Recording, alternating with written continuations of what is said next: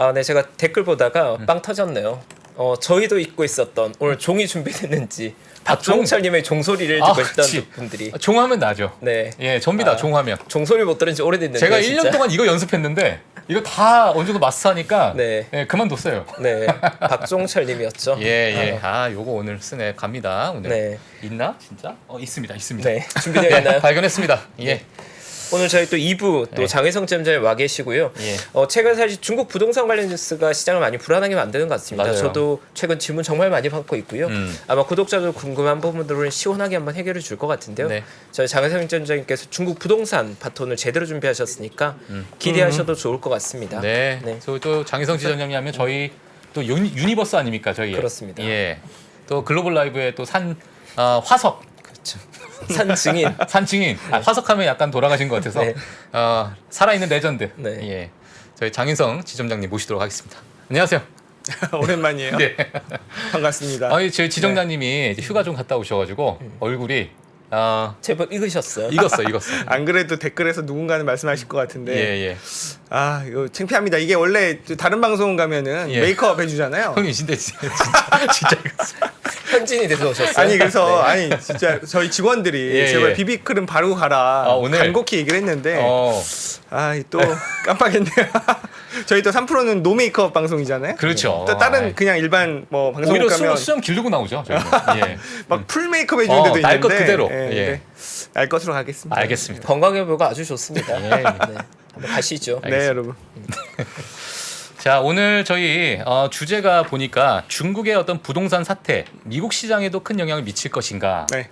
예, 이렇게 이제 주제를 좀 가지고 오셨는데 오늘 사실 뭐 지금 뭐 뉴스나 유튜브 보게 되면은 부동산 사태가 뭐 여기저기 정말 이슈가 많은데 오늘 저희 셋이서 네. 한번 탈탈 털어보죠. 예. 일단은 예. 그 이제 벽개원 미국이 위한 네. 그리고 컨트리 가든 요 사태가 어떻게 벌어졌는지는 어제 방송 보시면 다 나옵니다. 이게 특히 언더스탠딩 요새 언더스탠딩 방송 좋거든요. 정말 핫합니다. 그래서 또. 어제 김상훈 기자님이 이제 그런 개요를 쭉 그 정리해 주셨고 또 KB 박수현 팀장님이 그거에 대해서 심층적으로 분석을 해 주셨어요. 그래서 오늘 그 벽개원 사태에 대해서는 생략을 하고요. 예. 그렇다면 이게 시장에 어떤 영향을 미치느냐를 봐야 될 거 아니에요. 그게 핵심이죠. 예, 그래서 제 생각에는 이게 이렇게 갈리는 거죠. 이게 지금 뭐 다른 유튜브 썸네일 보면 중국판 서브프라임, 뭐 리만 브러더스 이렇게 얘기를 하는데 중국판 서브프라임이면 글로벌 그런 주식 시장에 다 영향을 미치는 거고. 그렇죠. 근데 이게 그렇진 않고 일본식 장기 불황으로 갈 수 있는 거면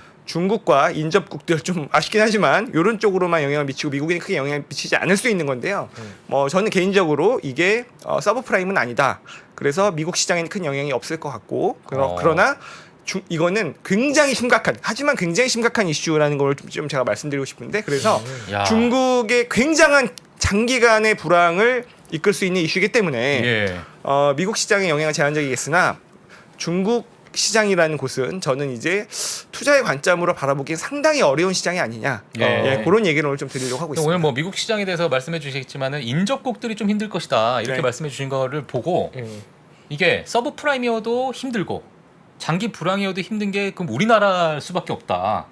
뭐가 돼도 또 국내 시장은 좀 그러면 힘들겠네요. 영향이 없진 않겠으나 예. 그래도 약간의 이제 그런 중국의 영향력을 줄여오는 것들을 또 해오고 있잖아요. 해왔고 특히 기업들은 상당히 오래전부터 해왔습니다. 네. 그게 이제 사드 보복 때부터 있었는데 그렇죠. 그때는 상당히 힘들었으나 기업들의 얘기를 들어보면 야 그게 어떻게 보면 지금 와서는 굉장히 좋은 계기였다. 그때는 아팠죠. 예. 근데 이미 수많은 기업들이 뭐 다 완전 철수한 기업들도 많잖아요. 예. 지금 와서 돌아보니 이제 그런 것들이 오히려 더 좋은 영향을 미치고 있는 게 있는 건데 네. 어쨌든 이제 뭐 그래서 저는 이제 국내 시장에서도 네. 중국 여행 재개되는 거에 대한 기대감은 좀 낮출 필요가 있다. 그래서 제가 예전하고는 돈을 안 씁니다 중국인들이. 뒤에 가서 제가 여쭤보려고 했었어요. 네, 돈을 예전만큼 안 써요. 그러니까 마음의 상처를 입었어요. 그러니까. 중국은 개인도 기업도 마음의 상처를 굉장히 크게 입었습니다. 마상. 그 얘기를 또 드릴 텐데 예. 그거에 대해서 이제 옐런이 또 최근에 한 발언이 있는데 이게 제가 볼 땐 딱 정답인 것 같아요. 요거 자료 띄워주시면 좋은데 네. 이제 8월 15일자 연합뉴스 기사고 옐런이 이런 얘기를 했어요. 자 중국의 그 둔화는 이웃 아시아 국가들에게 가장 큰 영향을 미칠 것이지만 좀 아쉽죠 우리에게는. 그렇지만 미국에도 어느 정도 파급 효과가 있을 것이다. 어느 정도. 그러니까 크지 않다는 거죠. 그러면서 미국 경제 전망을 좋게 본다면서 그러면 이제 중국이 저렇게 터지면 안 좋은 거 아닙니까 하니까 일단은 자 리스크라고 하자. 리스크 요인으로 보자 이 정도로 본 겁니다. 그래서 이게 제가 볼 때는 좀 정답인 것 같고요. 네. 그리고 나서 이건 좀 이따 볼 거고 이게 그렇다면 오늘 이런 얘기를 드리도록 할게요. 이게 중국이 저는 상당 기간 길게 침체로 갈 거라고 저는 개인적으로 보고 있는데 이게 이제 더 투자자 한 사람으로서 이 부동산 사태를 보는 제 관점을 말씀드릴 거란 말이에요. 근데 하지만 그렇다면 중국을 관찰 안 할 수는 없습니다. 글로벌 시장에 영향을 미치니까. 그렇죠. 그러면은 이게 왜 서브프라임처럼 터지는 게 아닌지 그 이유 그리고 중국이 장기 불황으로 간다고 제가 보는 이유. 근데 중국이 정부가 선택을 한 거거든요. 터뜨릴 수도 있고 그냥 약간 곪은 그런 상처를 안고 갈 수도 있고 중국이 이런 선택을 할 수밖에 없는 이유. 요 세 가지에 대해서 오늘 말씀을 드리도록 하겠습니다. 기대됩니다. 진짜 너무 일목요연한데요. 예. 일단 그럼 첫 번째 질문은 그거네요. 그렇게 심각하지만 네. 서브프라임처럼 글로벌 시장 전체를 망가뜨리는 이슈는 아니라고 보는 이유. 그게 네. 중요하겠네요. 그거는 이제 무질서한 그런 파산이 이어지는 게 서브프라임이잖아요. 네. 그죠? 근데 터질 거였으면 진작 터졌던 게 여러분들 지금 와서 또 회자가 되고 있지만 한 약 2년 전, 약 21년 2년 전. 9월에 홍다 사태가 터졌었죠. 그죠? 네. 야, 이거 홍다 사태가 2년 전이에요? 예. 근데 시간 빨리 간다. 지금 여러분들 홍다 뉴스 본 적 있습니까? 없죠. 그럼 홍다가 해결됐을까요? 그러니까 아니거든요. 예, 이게 맞아요. 중국식 해결 방법입니다. 이게 그 홍다 사태가 터졌는데 이게 보면 그럼 지금 홍다는 어떻게 되고 있는 거냐? 그렇죠. 해결이 된 건 아니에요. 보세요. 이런 겁니다. 일단은 채무는 유예되고 있고요. 달러채는 일부는 아예 그냥 디폴트로 안 갚아버리고 있고요. 위안화 채무는 유예 중입니다. 대체라네. 이게 왜 그러냐면요. 예. 중국이기 때문에 가능한 거예요. 우리나라면은 사실 그 기한이 안 되면은 그냥 그건 바로 파산이죠. 근데 정부가 그런 채권자들 모아놓고 그럼 기다려야 되는 게 중국 아닙니까? 네. 그러면서 그런 전국에 이제 사업장이 있으면 쪼개서 분할로 이렇게 그런 지방의 지방 정부 국유 기업 이런 데 갖다 붙이고 있는 거죠. 그런 작업을 하고 있기 때문에 표면적으로는 뭐가 빵 안 터지고 있지만 아직까지 해결된 건 없는 그런 홍다 사태가 지금 이어지고 있는데요.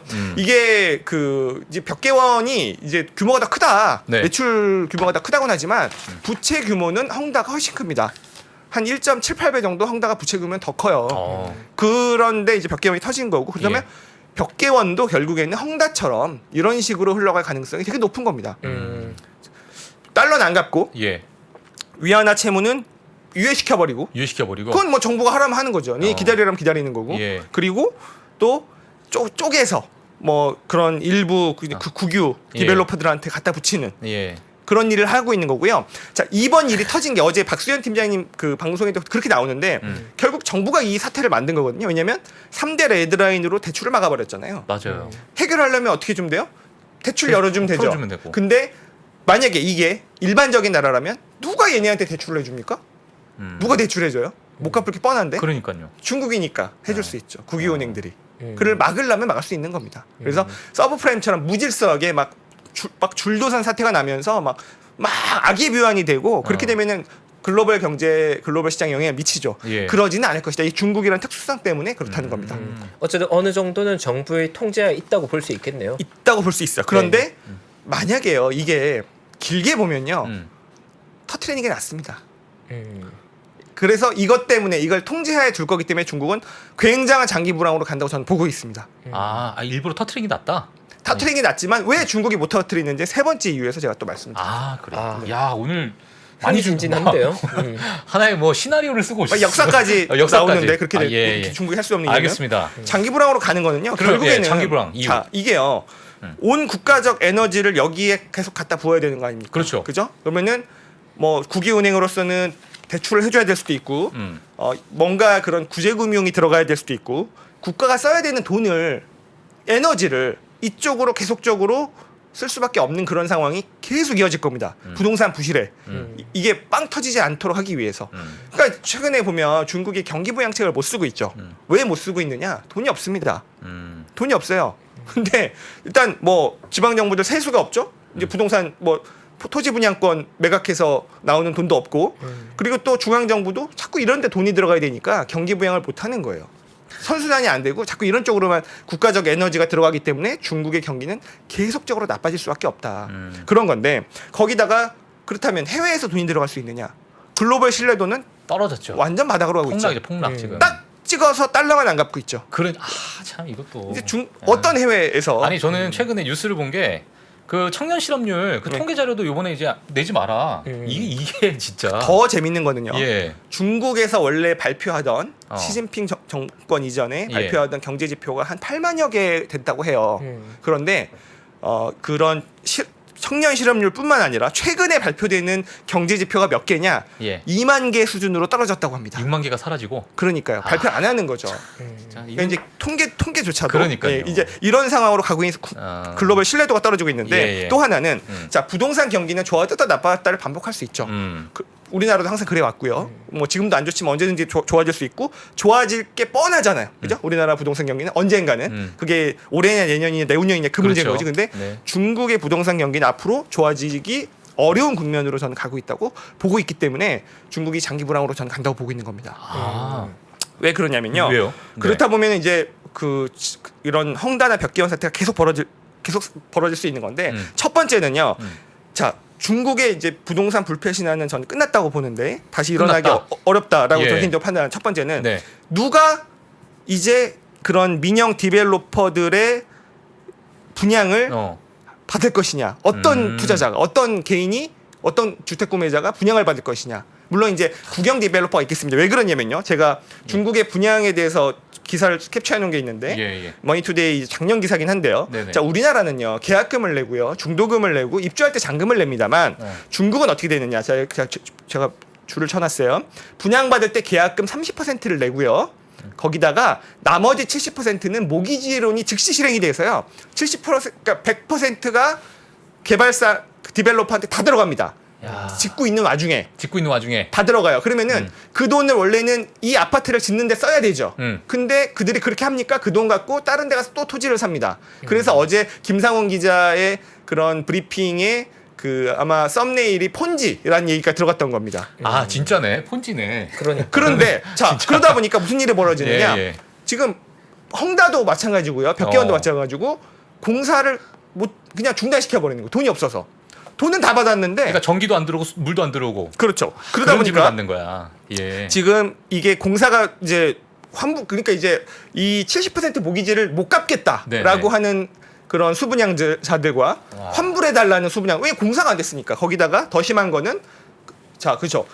전기도 수도도 없는 미완공 아파트에서 맞아요. 그냥 살고 있는 겁니다. 저거 저 뉴스 보고 저도 진짜 이게 무슨 소리인가. 뼈대만 있는 전기도 수도도 없는 야. 어쩔 수 없는 거죠. 내가 갈 데가 없는데 예. 공사를 다 못 마쳤어요. 근데 난 돈을 다 냈단 말이에요. 돈을 다 냈. 이런 일이 벌어지고 있는. 자 그러면은 앞으로 누가 어떻게 믿고 분양을 받을 것이? 분양 시장은 망가진 거죠.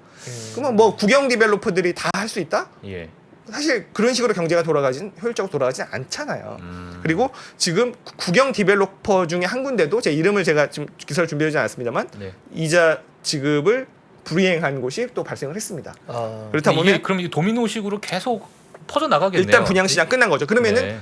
디벨로퍼들은 점점 자 디벨로퍼들이 왜 이자를 못 주느냐? 매출이 발생을 안 하니까. 그러네. 네. 추가적으로 또 분양을 해서 약간 이제 좀 심각하게 말하면 폰지처럼 또 다른 분양 대금을 받아서 또 이걸 갚고 이자 갚고 대출 받고 이렇게 해야 되는데 네. 대출 막혔고 이거 막혔기 때문에 점점 더 모든 디벨로퍼들이 어려워질 수 있는 환경으로 가는 게 첫 번째다라는 네. 거고, 두 번째는 제가 그 한 몇 년 전부터 한 프로 나와서 가끔 중국 얘기할 때 빈집 얘기를 하면 이제 이거는 너무 사실 되게 정말 한 10여 년 전부터 빈집 얘기를 했기 때문에 약간 떡밥이 아니냐 이런 얘기도 있었는데 네. 지금부터 앞으로 한 수년간 이어질 떡밥을 먼저 소개해드리자면 네. 중국의 집 부동산에는 불편한 진실이 있죠.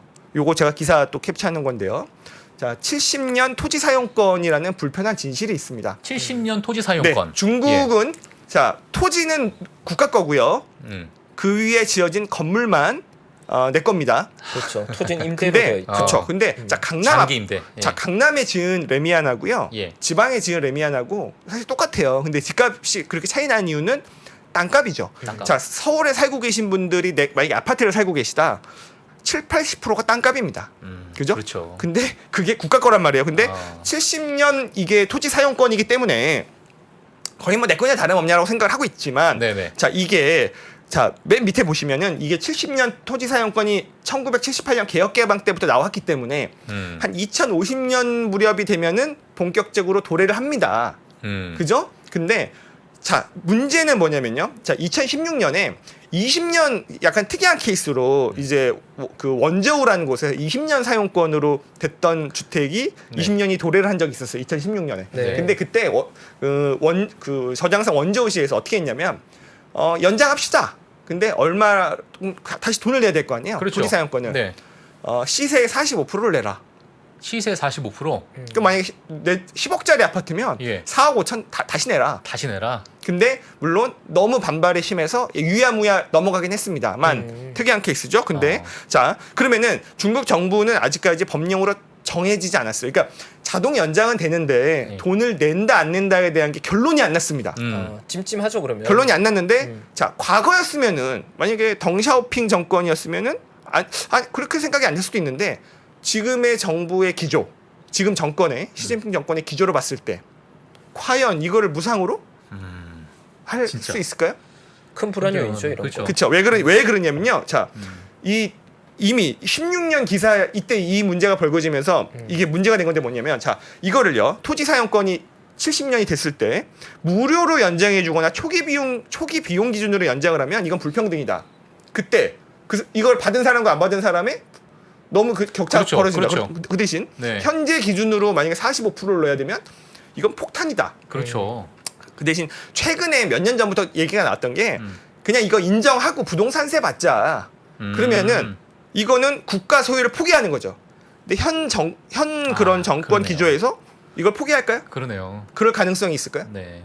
근데 45%가 아니라 예를 들면은 뭐 어느 정도 좀 맞춰서 뭐 20%라든지. 어쨌든 그게 예. 결정이 안 났기 때문에 예. 몇 퍼센트가 됐건 간에 이게 만약에 지금 중국의 분위기로라면 이거는 분명히 유상으로 연장될 가능성이 높아진다면 지금 아직까지 이게 뭐 2050년이니까 남았으니까 생각을 안 할 수도 있지만 이게 점점 그런 사람들의 컨센서스가 모아지면 이거는 약간 감가상각처럼 충당금을 쌓듯이 네. 아파트 충당금을 어마어마한 비용을 쌓듯이 그러네요. 아파트 가격이 우하향할 수밖에 없는 이슈일 수 있는데 그렇죠. 사람들이 마구 집을 살까라는 것들이 지금 조금 이른 얘기입니다만 10여 년 전에 빈집 얘기를 했던 것 같은 정말 언젠간 현실화될 수 있는 떡밥이 될 수 있다. 그러니까 뭐 장기 불황 하면은 일본에 뭐 잃어버린 30년이라는 얘기가 나오고 하니까 네. 30년이라는 기간을 두게 되면 이런 부분도 이제 생각 안 할 수가 없는 부분이니까. 점점 이거에 대한 그러니까요. 인식이 가까워오고 생겨날 있고. 수 예. 있는 거고 지금 그런 중국의 분위기는 이렇게 바뀌고 있는 거죠. 네. 거기다가 자 또 정말 기나긴 떡밥이었던 중국의 빈집 이제는 문제가 될 수 있다고 보고 있습니다. 빈집. 중국의 빈집은 그 2021년 CNN 보도에 따르면 1억 채.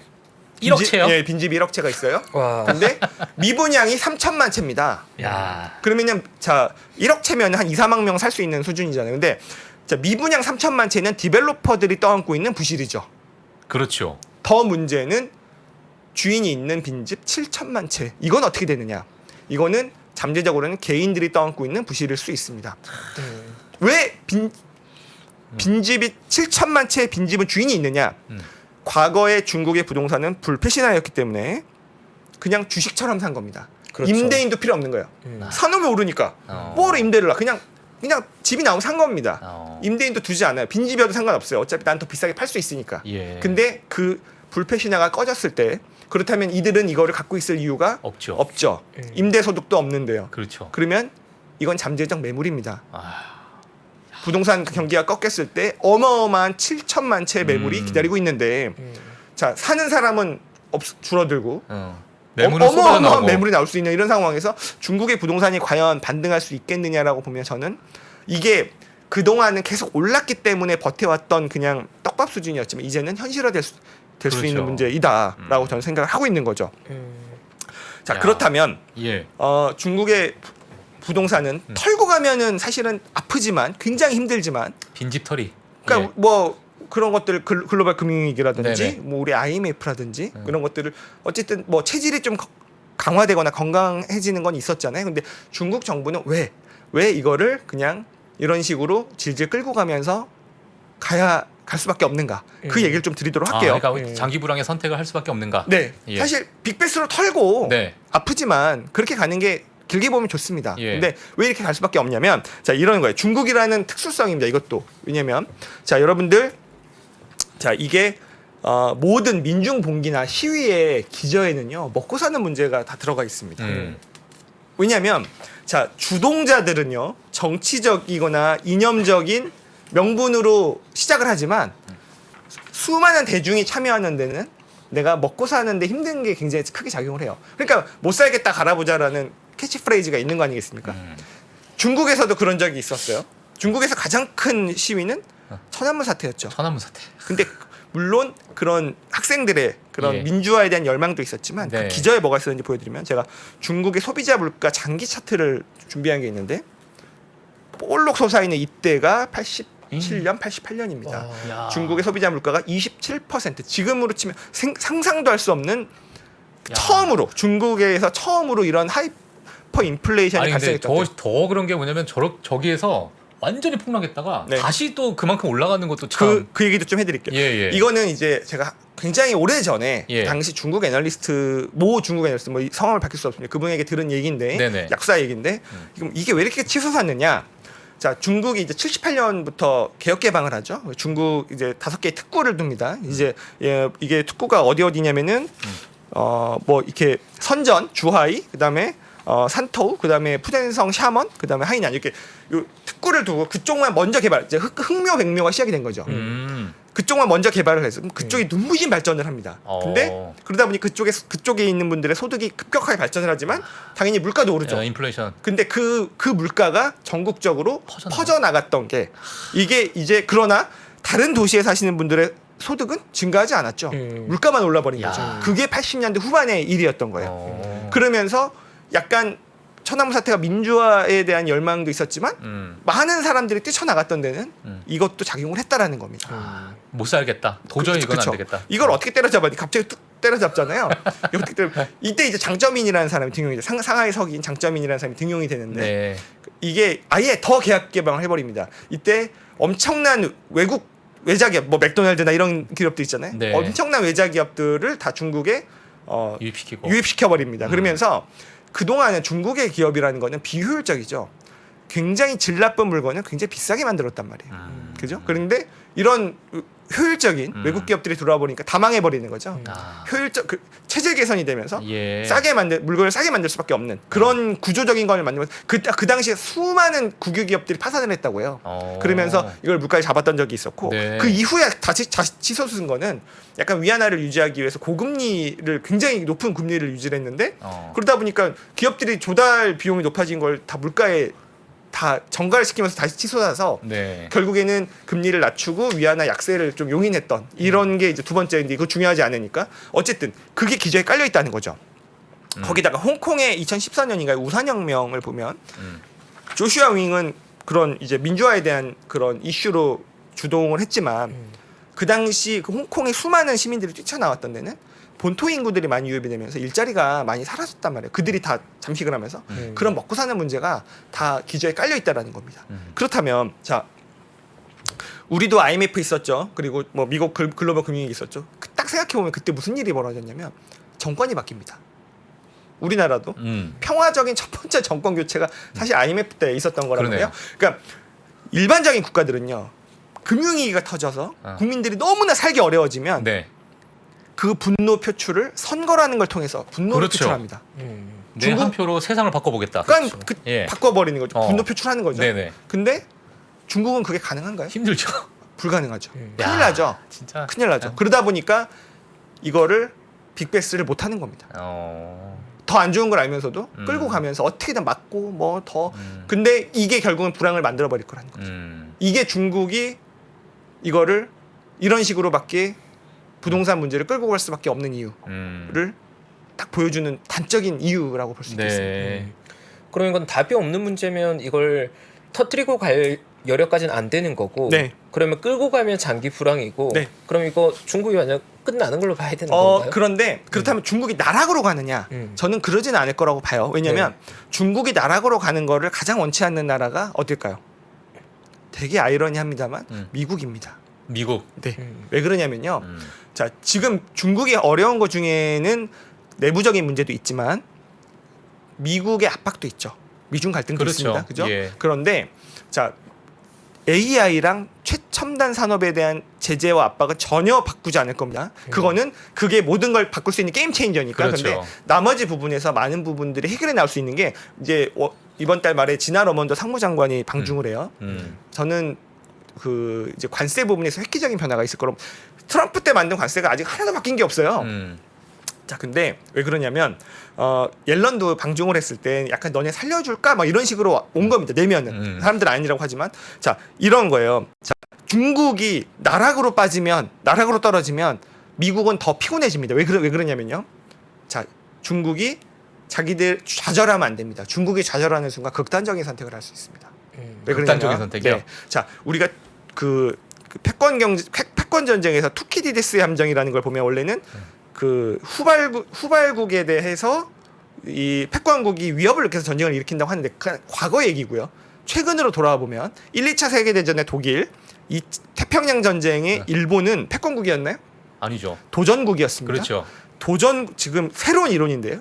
도전국이 나는 패권국이 될 줄 알고 열심히 성장을 했는데 내가 더 이상 쫓아가지 못할 거라는 좌절을 겪었을 때 극단적인 선택을 한다는 거죠.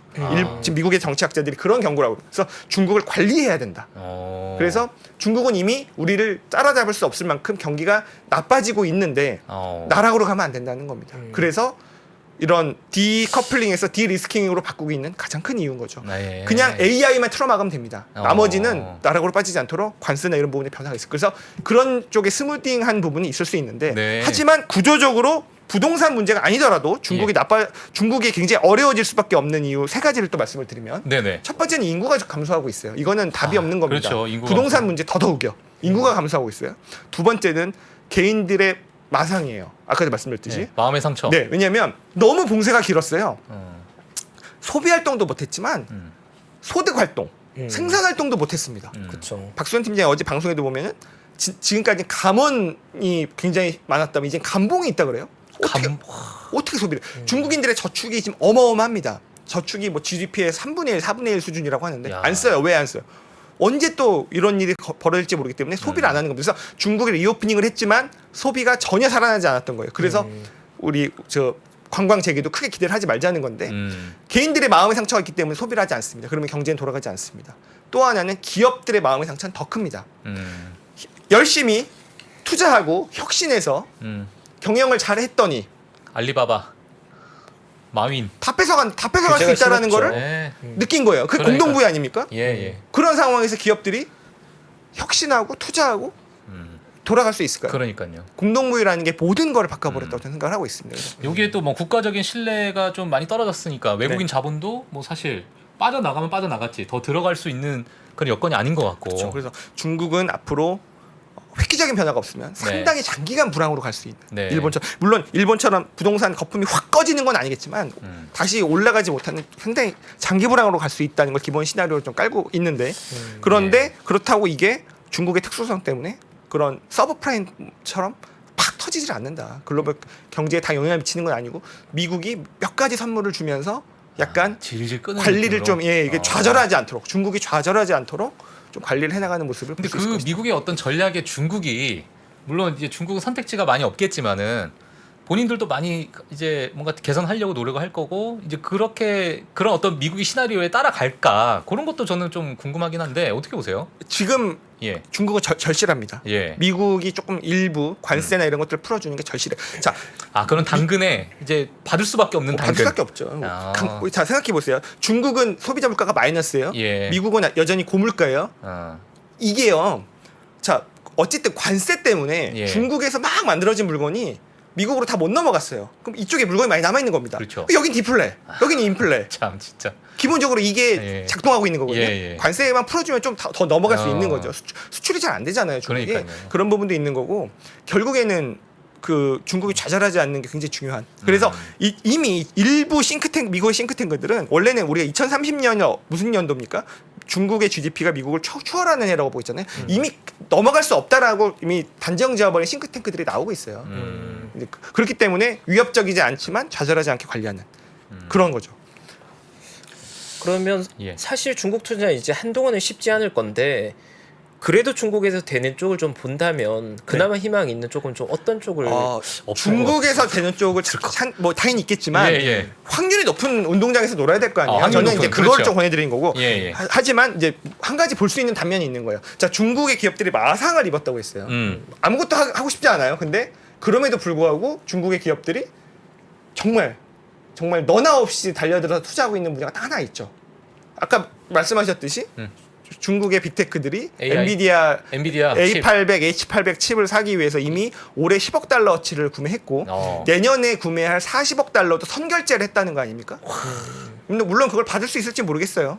지금 추가 규제가 되면은 H800도 규제를 할 가능성이 있는 거 아닙니까? 근데 그게 이게 이제 AI 이런 개발도 사실 어찌 보면 장기적으로 가야 되는데 이게 단기적으로 뭐 예를 들면 40억 불 차 샀다 한들 이게 뭐 일시적으로는 뭐 좀 개발할 수 있겠으나 좀 이렇게 계속 갈 수 있는 이런 어떤 동력이 될지. 예, 일단 뭐, 칩이 있어야 되니까 예. 이제 그 미국은요 AI만 누르면은 이거는 안보와 모든 첨단 기술과 여기서 패권을 누를 수 있는 거거든요. 일단 A800, H800의 성능을 30% 떨어뜨린 거 아닙니까? 네. 그것만으로도 그런 AI 상승의 기울기를 이미 기울기 차이가 지나가면 엄청난 거잖아요. 네. 근데 그 칩도 이제 막아버릴 수도 있는 거죠. 근데 뭐 엔비디아는 상관이 없습니다. 그 칩을 못 팔고 다시 환불을 해주더라도 이미 10달 줄 서 있잖아요. 엔비디아 실적 발표에서 중요한 건요. 예. TSMC 코어스가 언제 증설을 하는지, 삼성이 아이큐브를 언제 성공해서 2.5D 패키지를 받을 수 있는지, 이게 인텔도 2.5D 하겠다는 거 아니에요? 예. 그게 10달 줄 서 있잖아요. 그러니까 안 팔아도 돼요, 중국에. 엔비디아 실적 발표 너무너무 잘 나올 건데 예. 한 가지 관점, TSMC가 다 지금 코어스를 다 못 만들어주고 있잖아요. 연말까지 내년까지 2배 증설한다고 하는데 예. 삼성이 아이큐브로 만들어줄 수 있으면 대박 나는 거죠. 만들면 팔리는 건데 근데 삼성은 HBM도 자기가 만들 수 있다. 예.